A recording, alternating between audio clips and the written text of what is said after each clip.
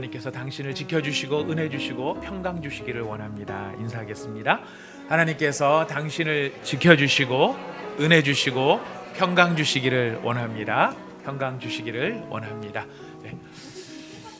제가 이제 점점 외웁니다. 지은평 이래가지고 외웁니다. 지켜주시고 은혜 주시고 평강 주시길. 절대 헷갈리지 않도록. 네, 은평구에 사시는 분들은 더 잘 외울 수 있습니다. 지은평. 네. 자, 오늘 귀한 특송과 또 기도, 모든 예배의 순간순간 우리를 도우시는 성령님이 함께 하시는 걸 느낍니다. 우리 진심으로 감사드리고요. 오늘 우리 찬양도 듣고 우리 마음도 드리는데 우리 하나님께 감사와 영광의 박수를 한번 드리도록 하겠습니다. 우리 하나님 감사합니다. 오늘 우리에게 주신 하나님의 말씀 요한계시록 3장에 있는 말씀입니다. 요한계시록 3장 1절부터 6절까지의 말씀이 되겠습니다. 다 찾으셨으면 저와 여러분이 한 절씩 나누어서 본문 말씀을 읽도록 하겠습니다. 우리가 나누어 읽는 이 말씀은 지금도 살아계시는 하나님의 말씀입니다. 제가 1절을 먼저 읽겠습니다. 사대 교회의 사자에게 편지하라. 하나님의 7 영과 7 별을 가지신 이가 이르시되 내가 내 행위를 아노니 내가 살았다 하는 이름은 가졌으나 죽은 자로다. 너는 일깨어 그 남은 바 죽게 된 것을 굳건하게 하라. 내 하나님 앞에 내 행위에 온전한 것을 찾지 못하였노니 그러므로 내가 어떻게 받았으며 어떻게 들었는지 생각하고 지켜 회개하라. 만일 일깨지 아니하면 내가 도둑같이 이르리니 어느 때에 내게 이르는지 내가 알지 못하리라. 그러나 사대에 그 옷을 더럽히지 아니한 자 몇 명이 내게 있어 흰 옷을 입고 나와 함께 다니리니 그들은 합당한 자인 연고라. 이기는 자는 이와 같이 흰 옷을 입을 것이요 내가 그 이름을 생명책에서 결코 지우지 아니하고 그 이름을 내 아버지 앞과 그의 천사들 앞에서 시인하리라. 귀 있는 자는 성령이 교회들에게 하시는 말씀을 들을지어다. 아멘. 저희가 다시 요한계시록의 7교회로 다시 돌아왔습니다. 우리가 이 사대라고 하는 교회, 사대교회, 우리가 그냥 교회 이름으로는 조금 낯설지만 사실 역사 가운데 보면은 이 사대라고 하는 지역이 우리가 배우는 세계사라든가 또 우리가 들었던 어떤 신화적인 이야기와 상당히 많은 인연이 있는 도시가 이 사대라고 하는 도시입니다. 이 터키의 지금 7교회 전부 다가 터키에 있는 교회들이 지금의 터키 지역에 있는 교회들인데요. 이 4대의 옛날 이름이 사르디스라고 하는 이름입니다. 사르디스. 이 BC 1200년경, 그러니까 기원전 1200년경, 예수님이 오시기 전 1200년 전에 지금으로부터 한 3200년 전쯤 되는 거죠. 3200년 전쯤에 그 리디아 혹은 루디아라고 하는 왕국이 있었는데 그 왕국의 수도이기도 했었습니다. 그리고 이 도시는 산비탈에 위치하고 있는데 산비탈 가운데 이렇게 분지처럼 되어 있고 앞에는 깎아지르는 절벽처럼 되어 있어서 완전 군사적인 요충지 또 아주 튼튼한 요새와 같은 동네입니다. 자, 그런데 이 사르디스 사대가 유명했던 건 2가지로 유명한데 하나는 아주 부자 동네였습니다. 금이 많이 나는 동네였습니다. 여러분, 세계 최초의 주화, 오늘날로 말하면 동전이죠. 동전을 처음으로 만들었다고 역사 기록에 나와 있는 데가 바로 이 사르디스 사대입니다. 주화를 만들었는데 뭐로 만들었느냐면 금으로 만들었어요. 황금과 은을 합금해서 만든 호박금이라고 말하는데요. 바로 이 동전입니다. 우리 동전 사진을 아마 우리 준비를 하신 걸로 알고 있는데요. 네, 이렇게 생겼습니다. 저게 뭘로 보이시나요? 금으로 보이시죠? 네. 모양은 안 보이는데 저게 그 설명에 의하면은 사자머리, 사르디스 왕국의 이 왕실 문장을 따가지고 휘장을 따서 사자머리라고 얘기하는데 사자머리인지는 잘 모르겠고 아무튼 저게 금입니다. 이런 금으로 주화를 만들어서 유통을 할 만큼 금이 참 많았고요. 이 사르디스 왕국의 유명한 왕이 크로이소스라고 하는 왕. 서양 사람들은 잘 안다 그래요. 동양에서는 우리는 주로 부자 그러면 딴 사람들을 생각을 하는데 서양에서는 부자 그러면 크로이소스를 생각을 한다고 합니다. 약 10톤 가량의 황금 10톤입니다. 10톤, 10,000kg, 10,000kg. 에베소에다가 투자를 해가지고, 투자가 아니고 기증을 해가지고 그 신전을 건설하는데 황금 10톤을 기증을 할 만큼 이 크로이소스가 부자였던 사람입니다. 그리고 이 사대 지방의 바로 앞에 팍톨루스라고 하는 강이 흐르고 있는데요. 이 팍톨루스라는 강이 뭐로 유명하냐면은 사금을 채취할 수 있는, 사금이 많이 나오는 것으로 유명하다고 합니다. 뭐 금이 많은데 강에도 금이 많이 나오는가 봐요. 근데 이 금이 많이 나오는 것에 관련된 신화가 있는데, 여러분들 마이다스 혹은 미다스라고 들어보셨죠? 바로 이 미다스가 등장하는 강이 이 팍톨루스라는 강이에요. 이 디오니소스 뭐 하여튼 다 신화, 뭐 이방 신들 이야기인데요. 이 좀 웃긴 게 디오니소스 신의 친구이자 숲의 신이라고 하는 실레노스라는 신이 있었는데, 이 신이 사람한테 잡혔어요. 사람한테 잡혔는데 매우 친절하게 대해줬답니다. 그 사람이 누구였냐면은 마이다스가 이 신을 잡은 거예요. 그랬더니 이 잘해준 것 때문에 디오니소스라고 하는 신이 이 마이다스한테 뭐 내 친구한테 잘해줬으니까 내가 너한테 소원을 들어줄게. 네가 원하는 게 뭐야? 이렇게 얘기를 했다고 합니다. 그래서 이 마이다스가 혹은 미다스가 뭘 요청했냐면 내 손에 닿는 모든 게 다 금이 되게 해달라. 근데 우리가 잘 아는 것처럼 처음에는 좋았는데 나중에 무슨 문제가 생기죠? 제일 심각한 건 밥을 못 먹는 겁니다. 음식만 손에 잡으면 다 금으로 변하는 거.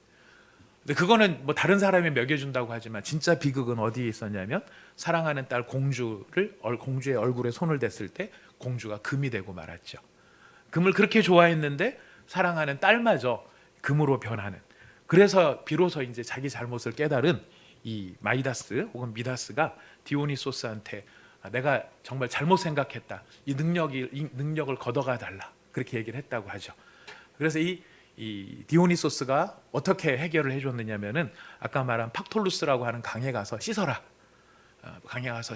그러면은 이제 이 소원이, 너의 마음이 이루어질 것이다. 네가 원하는 게 이루어질 것이다. 그래서 이 황금을 원하는 소원에서 벗어난 것이 팍톨루스라고 하는 강에 가서 몸을 씻고, 그 다음에 비로소 그 축복인지 저주인지 여기서부터 풀렸다고 합니다. 그리고 그 다음부터 이 팍톨루스 강에는 사금이 많이 나오게 됐다. 이런 전설 같은 이야기가 있다고 하죠. 자, 그만큼 부자인 동네입니다. 아주 사대는 부자였고요. 아까 말한 것처럼 이제 요새 도시, 요새가 있는데, 이 요새 혹시 요새 사진도 볼 수 있나요? 네. 깜짝 놀라서 뒤에서 지금 이런 산지에 이게 성이 쌓여져 있습니다. 이 성이 역사상에 크게 유명하게는 2번 점령이 됐다 그래요. 어지간해선 점령이 안 되는 데인데, 우리가 성경에 보면 고레스라고 하는 사람이 나오죠. 이 고레스가 한번 점령을 하고요. 그 다음에는 안티오코스 3세라는 사람이 한번 점령을 합니다. 근데 그 고레스가 저기를 점령을 할 때 아무리 대치를 해도 워낙 이 산세가 험하고 절벽 위에 도시가 있는 데다가 들어가는 입구를 찾지를 못해서 점령을 못하는 상황에 이 경비병 하나가 저 위에서 경비를 보다가 방심을 한 거예요. 졸은 거예요. 졸다가 이 투구를 떨어뜨린 겁니다. 투구가 떼구르르 굴려서 내려와 있는 걸 딱 보고 저게 투구를 어떡하나 고레스가 유심히 봤더니 어디선가 이 병사 하나가 내려오더니 그 투구를 잡아가지고 어느 작은 문 같은 데로 쏙 들어가더라는 거예요. 그걸 보고 아, 저기가 비밀 문이구나. 예, 졸면 안 됩니다. 예배 시간에 조시면 안 됩니다.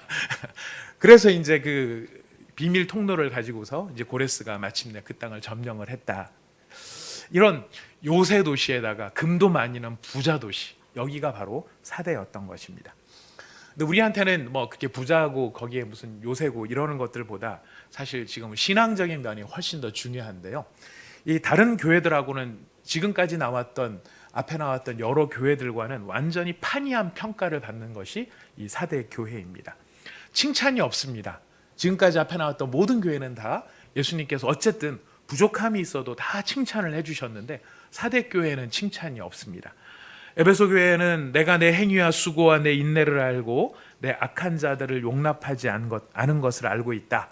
또 네가 참고 내 이름을 위해서 견디고 게으르지 아니한 것을 내가 알고 있다라고 칭찬해 주셨습니다. 서만학 교회에는 내가 내 환난과 궁핍을 알거니와 실상은 네가 부유한 자다, 이렇게 칭찬을 해주셨습니다. 버가모 교회에는 내가 내 이름을 굳게 잡아서 내 충성된 증인 안디바가 너희 가운데 곧 사탄이 사는 곳에서 죽임을 당할 때에도 나를 믿는 믿음을 저버리지 아니하였다라고 칭찬해 주셨습니다. 두아디라 교회는 어떻게 칭찬을 하셨습니까? 네 나중 행위가 처음 것보다 많다, 이렇게 칭찬을 해주셨습니다. 하지만 사대교회는요, 단도직입적으로 예수님이 한 방에 날려버리십니다. 뭐라고 날리셨습니까? 3장 1절 말씀입니다. 같이 읽어볼까요? 시작. 사자에게 편지하라. 하나님의 7영과 7별을 가지신 이가 이르시되 내가 내 행위를 아노니 내가 살았다 하는 이름은 가졌으나 죽은 자로다. 살았다 하는 이름은 가졌으나 죽은 자로다. 사대교회를 향한 한마디의 예수님의 평가는 너는 죽은 교회다라는 것입니다. 죽은 교회다. 무시무시한 평가죠. 무시무시한 평가입니다.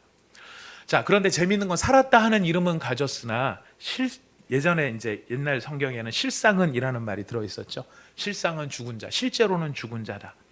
살았다 하는 이름은 가진 이유가 뭘까요? 살았다 하는 이름을 가졌다. 그냥 단박에 죽었다라고 말씀하지 않으십니다. 살았다 하는 이름은 가졌으나 실제로는 죽었다.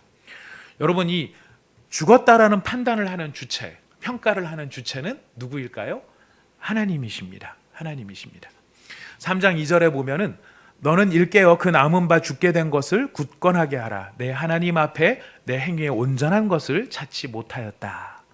하나님 앞에서 봤을 때 온전하지 못하였다라고 이야기합니다. 그런데 어떻게 살았다는 이름을 갖게 됐을까요? 이 살았다라는 이름은 누가 붙여주는 것일까요? 스스로가 볼 때, 내가 볼 때 이 정도 하면은 나는 살아있는 거지. 또 누가 볼 때요? 다른 사람들이 볼 때, 다른 사람들이 평가해 줄 때, 야, 저 정도 하면은 저거는 진짜 살아있지 않으면 안 돼. 정말 저 교회는 대단해. 이렇게 스스로가 평가하거나 사람들이 평가할 때는 야, 저 교회 대단하다, 이렇게 말할지 모르지만 누가 보시기에? 하나님이 보시기에. 여러분, 진짜 중요한 판단은 누가 하는 걸까요? 하나님이 하셔야 되는 것이죠. 우리가 스스로 평가하거나 다른 사람들이 우리를 평가할 때 무엇을 근거로 평가할까요? 사실 주로 보이는 것들을 가지고서 판단할 수밖에는 없습니다. 겉으로 보이는 모습. 그래서 우리가 겉으로 보이는 것에 관심을 많이 가질 수밖에 없습니다. 겉으로 보기에, 겉보기에, 남들이 보기에 정말 잘 볼 수 있도록 우리가 참 여러 가지 것들을 노력을 하지 않습니까? 좋은 학력을 가지려고 노력하고 좋은 외모를 가지려고 막 방학만 되면은, 요즘에 코로나 때문에 못 들어오지만 옛날에 코로나 없었을 때는 유학 갔던 친구들이 방학만 되면 다 들어와요. 다 들어와서 오자마자 뭐부터 합니까? 막 만지 조각을 하죠. 선생님들의 손을 빌려서 막 조각을 합니다. 좋은 외모를 가지고, 또 좋은 경력을 갖기 위해서, 또 좋은 인간관계를 갖고, 좋은 평가를 받고, 뭐 이도저도 안 되면 차라도 좋은 차를 타든지 집이라도 좋은 집에 살든지, 이렇게 하는 이유가 어디 있겠습니까? 보여주기 위한 것이 있죠. 아멘. 자, 그런데 이렇게 좋은 것만을 보여주는 것이 전부가 아닙니다. 사실 생각해 보니까요, 역설적인 과시도 있어요. 좋은 것만 과시하는 게 아니라 역설적인 과시도 있습니다. 역설적인 과시는 제가 억지로 만든 단어인데요. 검소한 옷, 허름한 차림, 약간 모자랗게 보이는 삶의 환경, 이거를 과시하려는 사람들도 있어요. 누구일까요? 명예를 중요시하는 사람들. 내가 가진 것은 많지 않지만 내가 정신은 똑바로 박힌 사람이다. 내가 세상 물질에 나는 노예가 아니고 내가 남들한테 이렇게 보라는 듯이 사는 사람이 아니라 나는 굉장히 검소한 사람이고 이렇게 이런 세상의 풍조에 휩쓸리지 않는다. 이런 것을 또 과시하려는 역설적인 과시도 있습니다. 자, 이렇게 하는 것들 다 보여주려고 하는 것이죠. 자, 왜 예수님께서 오른손이 하는 일을 왼손이 모르게 하라, 기도할 때는 골방에 들어가서 기도해라, 금식할 때는 머리에 기름을 바르고 얼굴을 씻으라, 왜 이런 말씀을 하셨을까요? 우리 모두가 다 죄인인데, 죄인된 우리들한테는 다 사람한테 보이고 싶어하고, 사람에게 칭찬받고 싶어하고, 사람에게 인정받고 싶어하는 욕심이 우리에게 많기 때문입니다. 그래서 우리는 어떤 때는 좀 심하면 연출을 하기도 하죠. 칭찬과 인정을 받기 위해서. 마음의 진심과 중심은 그런 게 아닌데 어쨌든 칭찬을 받고 인정을 받고 싶어서 연출을 하는 경우가 있습니다. 군대 아닌 군대라고 여러분들이 비웃는 방위를 갔다 온 제가 저희 그 부대 안에서 보면은 참 재밌는 친구가 하나 있었어요. 꼭 주머니에 휴지를 하나 갖고 다니다가 저기에서 간부가 나타나면 괜히 한번 흘립니다. 그리고 그 앞에서 휴지를 막 줍는 열심을 내는 사람이 있었습니다. 자, 뭐 때문에 그랬는지 아시죠? 포상 휴가를 기대를 하고 있었습니다. 포상 휴가. 그래서 보통 때는 절대 휴지를 안 줬는데 저기서 간부가 보인다. 그러면은 일부러 하나 흘려놔요. 딱 흘려놓고 간부가 올 때쯤 되면 흘렸네, 뭐가 있네 이러면서 딱 주워서 얼른 치우고 막 하는 듯합니다. 그럼 간부가 부릅니다. 어이 무슨 일병. 그럼 네 관놈 딱 하면서 가죠. 잘했어. 포상 휴가 2박 3박 4일. 방위는 여러분 방위도 휴가가 굉장히 중요합니다. 아무리 집에서 출퇴근을 해도 휴가는 중요합니다. 사실 이런 포상 휴가는 애교스러운 면이 있어요. 하지만 애교가 아니라요. 진짜 심각한 문제가 있을 수 있는데 살았다 하는 이름은 가지고 있지만 실제로 죽은 자 예수님께서 한번 지적하신 사람이 있었습니다. 마태복음 23장 27절에 제가 읽어드리겠습니다. 화 있을진저 외식하는 서기관들과 바리새인들이여 회칠한 무덤 같으니 겉으로는 아름답게 보이나 그 안에는 죽은 사람의 뼈와 모든 더러운 것이 가득하도다. 예수님께서 지금 보시는 바 죽었다, 살았다는 이름은 가지고 있어요. 겉으로는 회칠을 해서 아주 이쁜 것 같은 모양이지만 그 안에는 죽은 시체와 뼈만 가득한 바로 이 모습이 누구의 모습이었습니까? 바리새인들과 서기관들의 모습이었어요. 지금 예수님께서 여기서 지금 살았다 하는 이름은 있으나 실상은 죽은 자로다 했었을 때 첫 번째 문제가 되는 것은 바로 그러한 하나님께 보이기 위한 것이 아니라 사람에게 보이기 위한 위선, 이것이 바로 예수님께서 보셨을 때 죽은 교회의 모습이라는 것입니다. 자, 그런데 사대교회는 위선적인 태도뿐만 아니라 사실 더 심각한 문제가 여기에 있었습니다. 어떤 심각한 문제인지 우리 3장 4절을 한번 보겠습니다. 3장 4절 읽어보겠습니다. 3장 4절 시작. 그러나 사대에 그 옷을 더럽히지 아니한 자 몇 명이 내게 있어 흰 옷을 입고 나와 함께 다니리니 그들은 합당한 자인 연고라. 여기는 문제가 아니라 칭찬이 나오는 것 같지 않습니까? 그 사대에 그 옷을 더럽히지 아니한 자 몇 명이 내게 있다. 흰 옷을 입고 나와 함께 다닐 것이다. 여러분 이 말을 뒤집어 보면 무슨 말일까요? 몇 명은 흰 옷을 입고 있지만 몇 명은 자기 옷을 더럽히지 않았지만 나머지는 옷을 더럽혔다는 것이죠. 옷을 더럽히고 흰 옷을 입지 않았다는 것입니다. 자, 흰 옷을 입지 않았다, 그 옷을 더럽혔다. 흰 옷이 무엇을 의미하는 것일까요? 예수님께서 흰 옷을 입혀주신다라고 하는 것이 무엇을 상징하는 것일까요? 여러분 계시록 7장으로 가보겠습니다. 요한계시록 7장 9절 말씀부터 12절까지를 한번 읽어보겠습니다. 우리가 여기서 흰 옷에 대한 중요한 의미가 있기 때문에 잘 찾아봐야 되는데요. 9절부터 12절 읽어보겠습니다. 시작. 이 일 후에 내가 보니 각 나라와 족속과 백성과 방언에서 아무도 능히 셀 수 없는 큰 무리가 나와 흰 옷을 입고 손에 종려 가지를 들고 보좌 앞과 어린 양 앞에 서서. 네. 이 일 후에 지금 요한이 보니까 누가 나옵니까? 아무도 능히 셀 수 없는 큰 무리가 나와서 무엇을 입고 있다 그럽니까?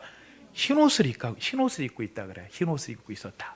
자, 이 흰 옷을 입은 사람들, 이 이야기를 하기 전에 지금 그 전에는 무슨 얘기가 나왔느냐면은 소위 말하는 14만 4천에 대한 이야기가 나왔습니다. 이스라엘의 12지파 가운데 각 지파에서 12,000명씩 14만 4천이 지금 구별된 자로서 등장을 하게 됩니다. 그런데 이 14만 4천 때문에 많은 사람들이 미혹을 당하죠. 14만 4천에 포함이 돼야 된다. 이 사람들만이 구원을 받는다. 그래서 어떻게든지 14만 4천에 들어가야 된다라고 이야기를 하는데 여러분 이것은 상징적인 숫자입니다. 구원받은 언약 백성들의 충만함을 표현하는 상징적인 숫자예요. 12 곱하기 12 곱하기 1000이라고 알려져 있는 구약의 12지파와 예수님의 12제자 12 곱하기 10이고요. 그리고 거기에 그 완전함, 충만함을 의미하면 1000을 곱하여서 14만 4천이라는 숫자가 등장을 합니다. 아무튼 이건 상징적인 숫자인데 이 상징적인 숫자 다음에 누가 등장을 하느냐면 여러분이 읽으신 것처럼 각 나라와 족속과 방언에서 아무도 능히 셀 수 없는 큰 무리가 등장을 합니다. 자, 이 큰 무리, 흰 옷을 입은 큰 무리, 그때 이렇게 장로 중 한 사람이 질문을 합니다. 우리 13절 읽어보겠습니다. 13절, 14절 읽어봅시다. 시작. 장로 중 하나가 응답하여 나에게 이르되 이 흰옷 입은 자들이 누구며 또 어디서 왔느냐? 내가 말하기를 내 주여 당신이 아시나이다 하니 그가 나에게 이르되 이는 큰 환난에서 나오는 자들인데 어린 양의 피에 그 옷을 씻어 희게 하였느니라. 이 옷이 희다라고 하는 말을 어떻게 설명하고 있죠? 어린 양의 피에 옷을 씻은 사람들이 흰 옷을 입은 사람들인 것이에요. 여러분, 이게 문자적이고 실제적인 표현이 아니라는 것을 느끼실 수 있죠. 상징적인 단어라는 것을 알 수 있습니다. 왜요? 피에다가 옷을 씻으면 옷이 무슨 색깔이 돼야 되는데요? 빨간색이 돼야 되는데 피에다 옷을 씻었더니 무슨 색이 됐다고요? 흰 옷이 되었다. 정결해졌다라는 것이죠. 그들의 죄가 어린 양의 십자가의 보혈의 공로로 깨끗하게 씻기고 정결하게 되었다. 이것이 흰 옷을 입은 상태인 겁니다. 자, 그런데 사대교회는 몇 명만이 그 흰 옷을 입고 있다. 무슨 뜻입니까? 사대교회의 근본적인 문제는 무엇이었냐면 위선도 있지만은요, 그들이 남들을 의식하면서 남들에게 보라 하나님을 의식하지 않고 사람 의식하면서 살았다는 위선도 있지만 진짜 문제는 무엇이냐면 그들이 예수의 보혈을 의지하지 않고 살고 있었다라는 것이. 예수 보혈을 의지하지 않고 예수 흰 옷을 입었다는 것은 보혈로 말미암아 깨끗해지는 것인데 그들은 몇 명만이 흰 옷을 입고 있었다. 나머지는 흰 옷을 안 입고 있는 거죠. 나머지는 보혈을 의지하지 않고 있다는 것입니다. 근데 이게 진짜 두렵고 정말 무서운 말씀이에요. 왜? 예수님의 보혈을 의지하지 않고서도 사람들의 칭찬을 받을 수 있었고 예수님의 보혈을 의지하지 않아도 사람들이 인정해 주었고 예수님의 보혈을 의지하지 않고 일을 하고 있음에도 사람들이 굉장하다, 저 교회 굉장하다, 정말 근사하다 이런 칭찬을 받을 수 있었다는 것이 무섭다는 것이. 야, 정말 저 교회 대단해. 정말 저 교회는 의식이 있어. 정말 저 교회는 뭐가 달라도 달라. 신문에도 나오고 방송에도 나올 수 있습니다. 그렇다고 해서 신문 방송에 나오는 교회가 잘못됐다는 게 아니고요. 예를 들자면 그렇다라는 것이. 그럼에도 불구하고 그렇게 사람들 앞에 인정받을 수 있음에도 불구하고 지금 무엇을 의지하지 않고도 그렇게 될 수 있다고요? 예수 보혈을 의지하지 않고도 자기 실력만 가지고도 그렇게 할 수 있었다라는 거예요. 예수님 보혈을 의지한다는 말씀이 무슨 뜻입니까? 예수님 보혈을 의지한다는 말씀은요, 하나님이 살아계신다는 것을 깨닫는 것이.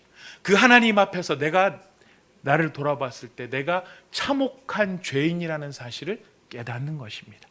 나는 너무너무 참혹한 죄인이기 때문에 나의 힘과 나의 공로로는 하나님의 의에 이룰 수가 없고 저주와 심판을 받을 수밖에 없다는 사실을 깨닫는 것. 이게 나는 죄인이라는 사실을 깨달은 것이죠. 이 죄의 몸에서 누가 나를 건져내랴 했었을 때 오직 예수 십자가에 흘리신 보혈의 공로로만 구원받을 수 있구나, 이 사실을 아는 것, 이 사실을 인정하는 것. 그래서 내가 무슨 일을 하든 예수님의 공로를 힘입어서 하나님 아버지의 영광을 위해서 겸손하게 살아가는 것이 바로 예수님의 보혈을 의지한다는 말에 담긴 뜻인 것입니다.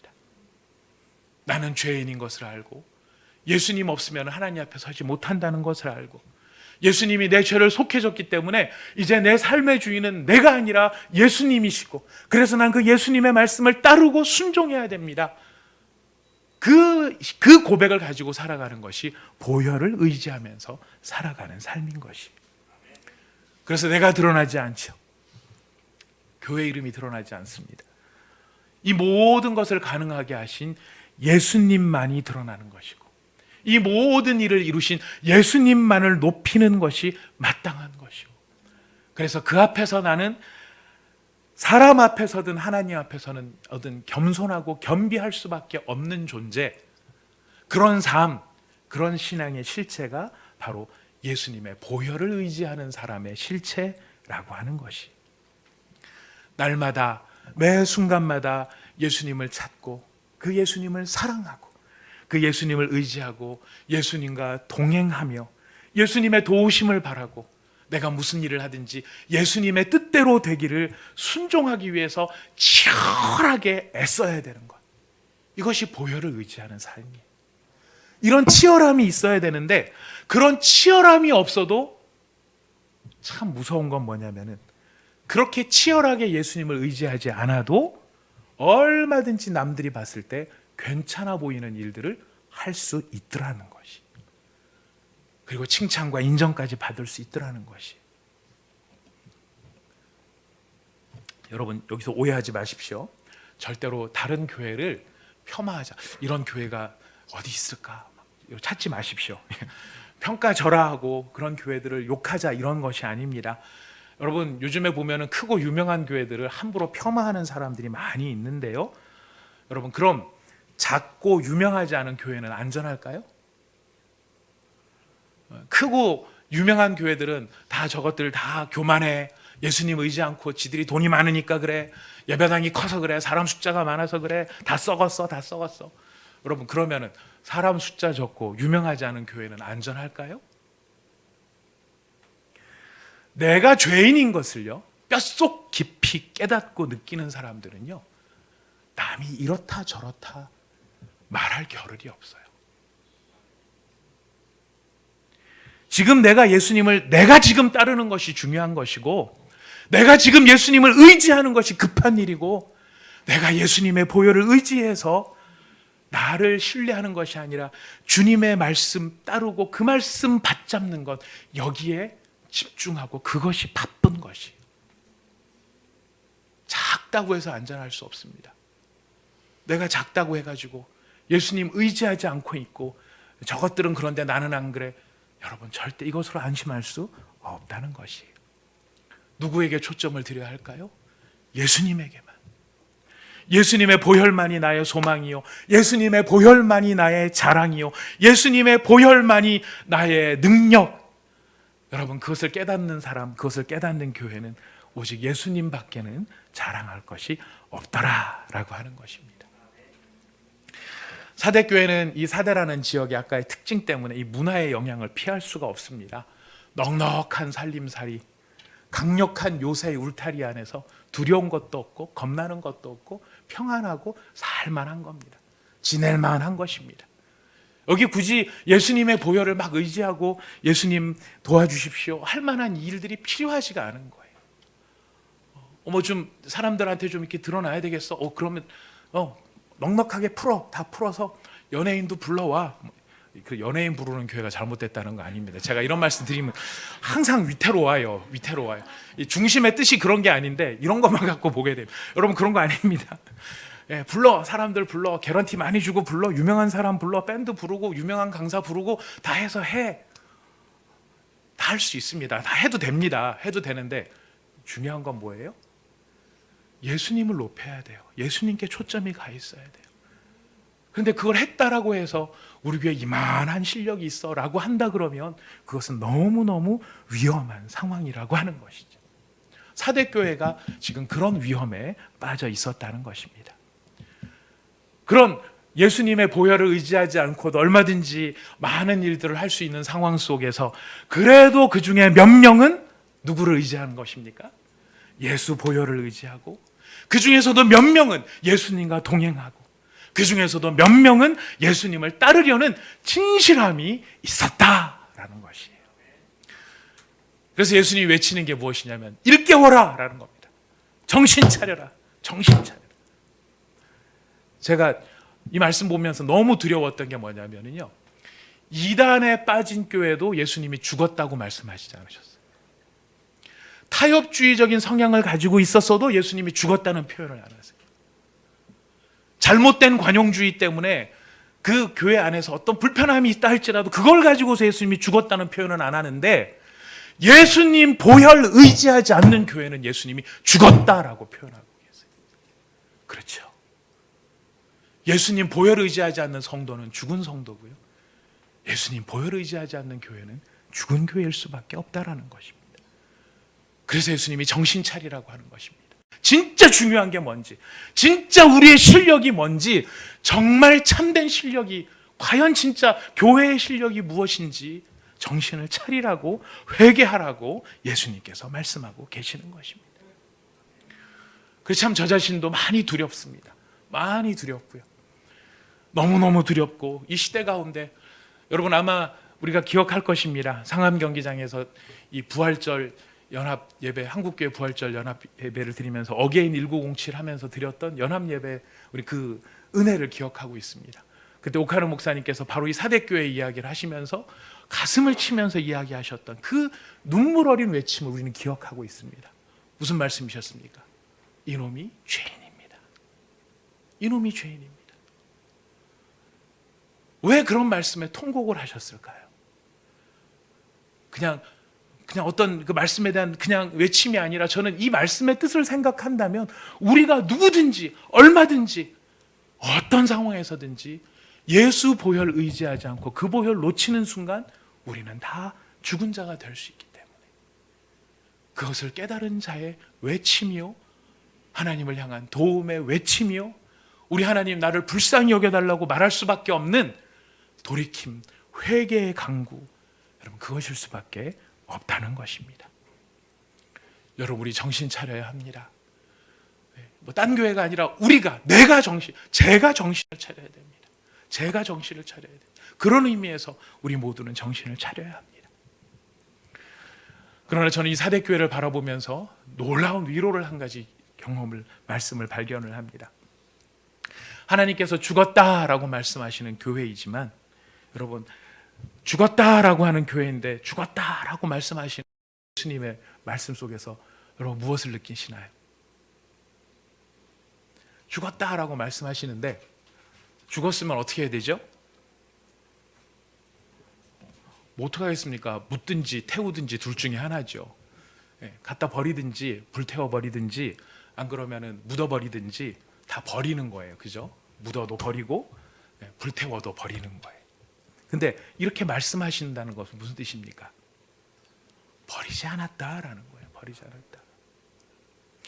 비록 예수 보혈을 의지하지 않는 많은 사람들이 그 교회에 있어서, 그러면서도 그 참 교회라는 이름을 가지고 있는 상황에 있지만, 지금 예수님께서는 누구를 바라보고 계십니까?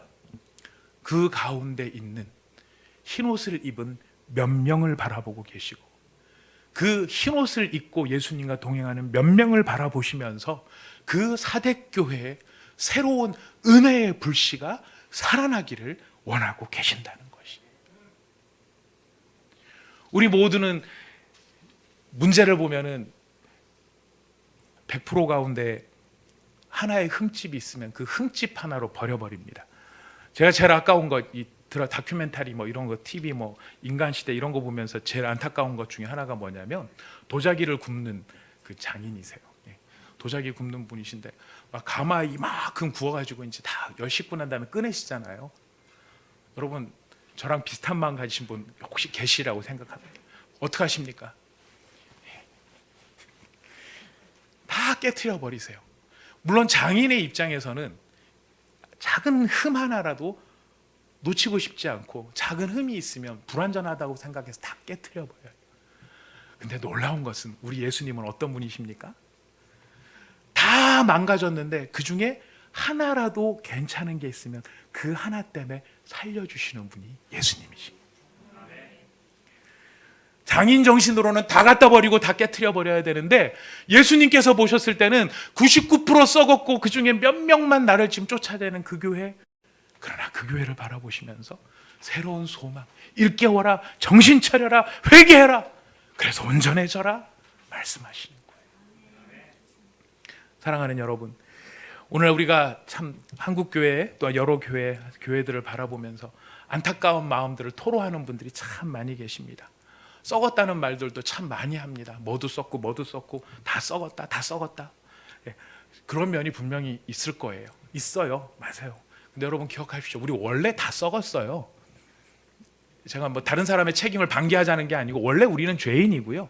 원래 우리는 부패한 심령이고 모든 사람이 다 죽어서 모든 사람이 심판 가운데 들어갈 수밖에 없어요. 근데 우리의 기대가 있죠. 예수님을 믿는 사람들이니까 이러지 말아야지 하는 기대가 있어요. 그런 점에서 우리가 정신을 차리고 잘 해야 되는데, 제가 안타까운 건 뭐냐면 한국교회 다 썩었어, 목사들 다 글러먹었어, 그래서 뭐라고 하죠? 그래서 내가 교회를 안 나가. 좀 더 심한 분도 봤습니다. 그래서 내가 술을 마시는 거야. 한국교회가 다 썩어서 내가 교회를 안 다니고, 한국교회가 목사들한테 내가 너무 실망을 많이 해서 그래서 내가 술을 마시는 거야. 참 이해도 한편으로 되지만은 깝깝하기도 했어요. 정말 한국교회가 다 썩었고 목사가 다 썩었다면은 교회를 안 나가고 술을 마셔야 될까요? 어떻게 해야 될까요? 기도를 해야죠. 금식을 해야죠.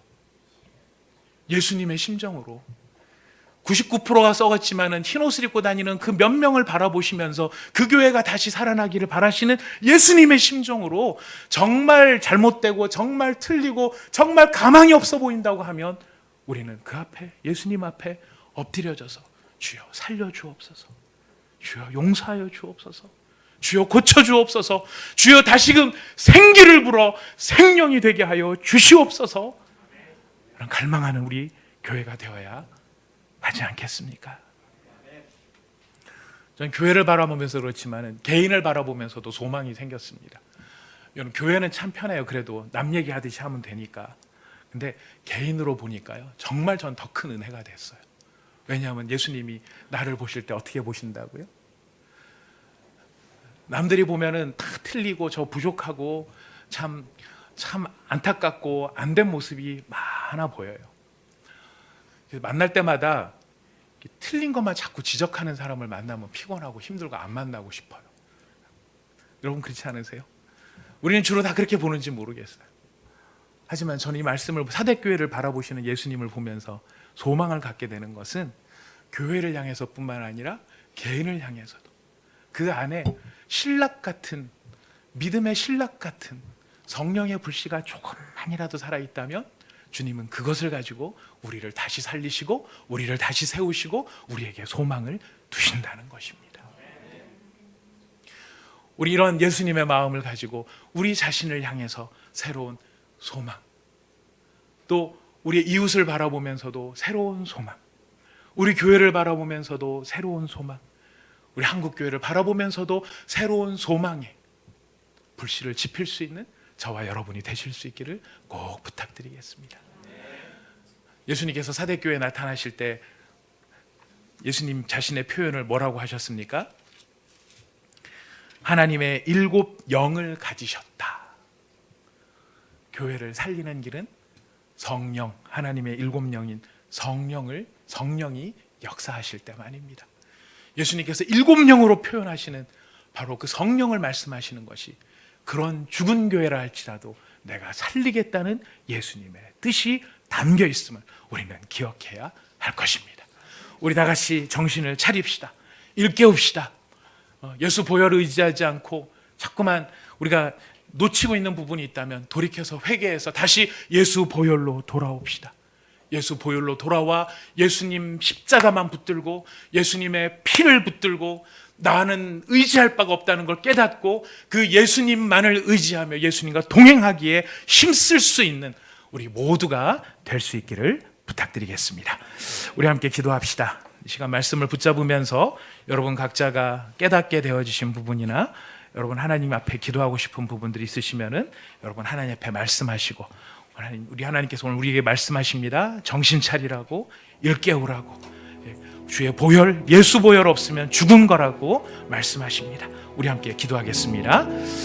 하나님 아버지,